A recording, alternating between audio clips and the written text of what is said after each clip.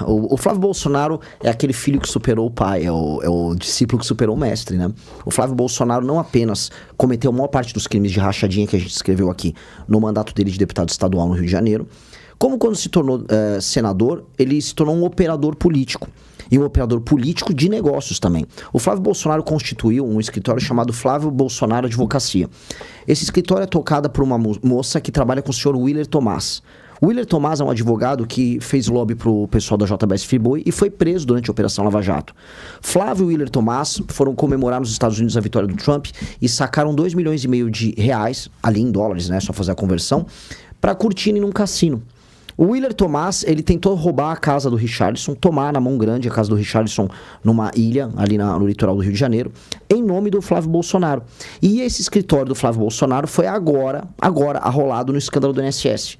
Então, o que a gente está falando aqui é de um cara que está em Brasília há muito tempo, se utilizando da esperança de pessoas que se definem como direita, antipetistas, para fazer negócio, que é o que esse cara sempre fez. E aí ele quer se colocar como candidato a presidente. Como a gente percebe... Ele é um Lulinha do Bolsonaro? Ele é exatamente o Lulinha do Bolsonaro. Agora, nem o vagabundo do Lulinha teve a coragem de virar político. Ele só fica roubando. Aliás, não preciso falar, do Lulinha já atestou que recebeu dinheiro para fazer viagens de negócios do careca do INSS. Então o Lulinha já está praticamente assumindo aí o seu envolvimento com o escândalo do INSS. O Flávio é mais descarado. O Flávio, ele quer entrar na política, quer ser candidato a presidente. É assustador uma coisa dessas. Agora, esse alvo principal, vamos falar assim, que acaba sendo, ou um dos alvos principais, que acaba sendo o Flávio Bolsonaro, rendeu uma polêmica para o senhor recentemente aí, que foi aquela fala no podcast que ficou ali como se estivesse desejando a morte do Flávio. Depois, no dia seguinte, o senhor veio, falou que não, era morte política e tudo mais.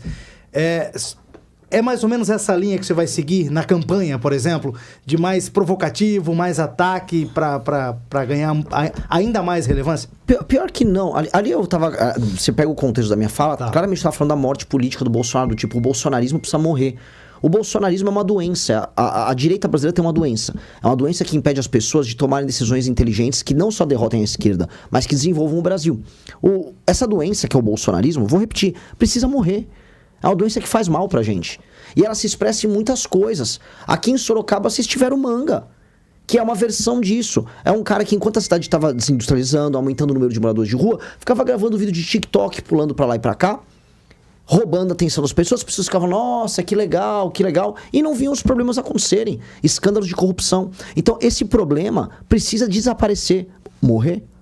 Precisa. E assim, nós precisamos fazer isso. Não adianta a gente só xingar o petista, o eleitor do PT, que fecha o olho para todos os escândalos de corrupção do Lula, quando nós, na direita, nos comportamos do mesmo jeito. A gente tem que fazer uma autocrítica. A gente não tem que ser só diferente do PT. A gente tem que ser melhor do que o PT. E aí, quando ficam endossando bandidos, eu tenho como função, porque eu sou de um movimento político que combateu corrupção, avisar, vocês estão defendendo o corrupto. O problema é que a gente olha, o cara que está nos assistindo e é fã do Flávio Bolsonaro, ele não tem meios de defender o Flávio Bolsonaro, ele nem sabe como defender. No fundo ele sabe que é corrupto, mas ele só quer torcer pro cara. O que eu tô avisando, o cara, olha, você quer torcer pra um cara corrupto?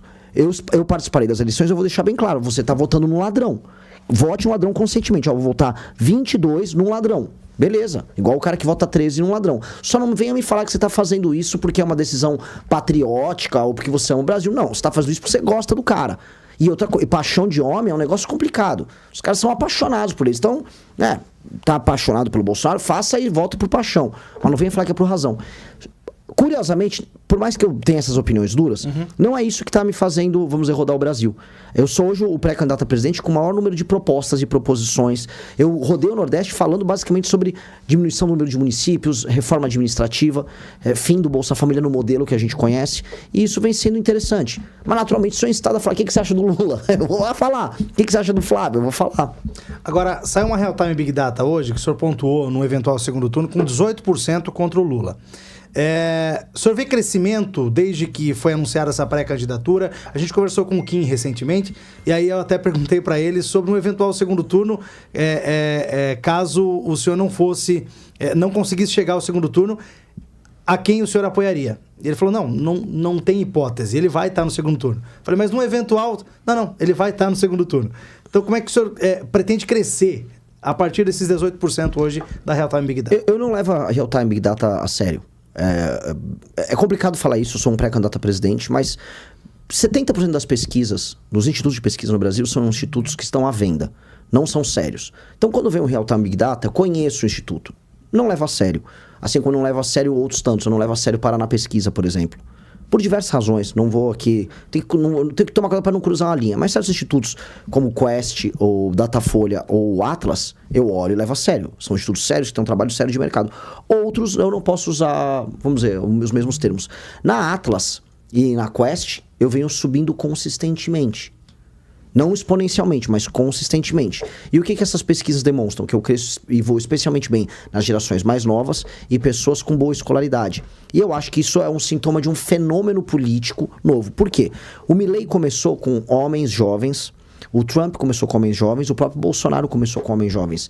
Isso é indicativo de um processo que se inicia. Dito isso, né, quando a gente vai falar no longo prazo, no long run, nós não imaginamos e não vamos trabalhar em nenhuma hipótese para não ir para o segundo turno e não imaginamos nenhum cenário de segundo turno sem nós. Não senta num jogo imaginando que você vai perder. Eu não vou entrar no jogo imaginando que eu vou perder. Só acaba quando termina. Nós e nosso time só vamos trabalhar para ir ao segundo turno e não há nenhum outro cenário que não seja enfrentar o Lula e derrotar o Lula no segundo turno. Só para não perder o time, Kiko, rapidinho. Ele falou sobre homens jovens. O Bolsonaro, inclusive, escolheu, o Milley. Nicolas Ferreira. O que o senhor pensa do Nicolas? É uma farsa. O Nicolas Ferreira é uma farsa. O Nicolas Ferreira é uma continuação daquilo que a gente falou do Manga, do que a gente falou dos Bolsonaro. É entretenimento político para as massas. É uma farsa forte. É uma grande farsa. O Lula também é uma grande farsa forte. A Erika Hilton é uma farsa poderosíssima. O problema do Brasil é a ausência de pessoas que falem a verdade, que sejam autênticas e que falem dos problemas das pessoas e só entreguem para o próprio público, o público quer ouvir. Para Erika Hilton, o maior problema do Brasil é pronome. E aí fica aquela massa de pessoas que apoiam ela falando disso. Pro Nicolas Ferreira, ele fica criando um culto ao redor dele. Por exemplo, saiu hoje na coluna da Malu Gaspar, o Nicolas Ferreira, não sou eu inventando nada, não é implicância minha. O avião, o jatinho que ele ficou viajando pelo Brasil com o André Valadão, os dois juntinhos, pareciam dois pombinhos, viajando de cidade em cidade para apoiar o Bolsonaro. Sabe de quem era o avião? Não. Daniel Vorcaro. O Daniel Vorcaro, do Banco Master, bancou a turnê do André Valadão com o Nicolas Ferreira em 2022. No momento, o ano de 2022 foi um dos anos que mais o governo Bolsonaro beneficiou o Banco Master. Foi ali que saiu uma medida provisória que permitia o aumento do crédito consignado e o empréstimo sobre o crédito consignado. E o Cred Sexta, que era um produto financeiro corrupto que havia dentro do Banco Master, explodiu ali em 2022. Pois bem, nesse mesmo ano, o Daniel Vorcaro, dono do Banco Master, cede um jatinho pro André Valadão, da Igreja Lagoinha, amicíssimo do Nicolas. Muito amigo. Um banco também, né? Que tinha a Clava Forte, uma fintech que fechou no dia que o Daniel Vorcaro foi preso. Curiosamente, aquelas coincidências que acontecem. E o Banco Master tem gente da esquerda e da direita? Tudo, direita, esquerda, centro, em cima, embaixo, tem... Se bobear, até a gente que tá aqui nessa sala tá e não sabe. É um escândalo bizarro. Ele comprou a República inteira. Esse Daniel Vorcaro, eu venho alertando as pessoas muito. Esse cara comprou a República inteira. Inclusive o Supremo. Óbvio. O Supremo está envolvido até o pescoço no escândalo do Banco Master. Veja, o Ricardo Lewandowski, que hoje é ministro da Justiça, mas estava no Supremo até ontem, ele tinha um contrato de 250 mil reais mensais para ser... não é nem assessor, consultor. O Guido Mantega, que não é STF, mas... Foi ministro do Lula. Recebia R$1 milhão por mês para fazer consultoria econômica. Primeiro, quem se consulta em termos econômicos com o Guido Mantega? Um dos piores ministros do Estado do Brasil. O ex-presidente do Banco Central, por que não agiu?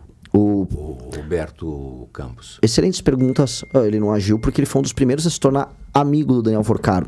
O Ciro Nogueira, que era um lobista que também estava na folha de pagamento do Daniel Vorcaro. Presidente nacional do PP. E foi ministro da Casa Civil do Bolsonaro. Enquanto ministro da Casa Civil do Bolsonaro, o primeiro ato que ele promoveu foi um churrasco com o Daniel Vorcaro, com o próprio Tarcísio, o governador de São Paulo. Fora as festinhas, né? Fora as grandes festonas envolvendo mulheres de vários lugares do mundo em que eles se divertiam às nossas custas. Pois bem, uma das primeiras reuniões foi junto com o Roberto Campos Neto, que recebeu 38 chamadas de outros bancos do mercado financeiro avisando as operações do Banco Master são fraudulentas.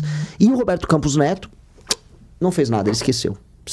Só no final, já quando virou de governo, aí ele começou a fazer coisas contra o Banco Master, porque a situação do Banco Master ficou absolutamente insustentável.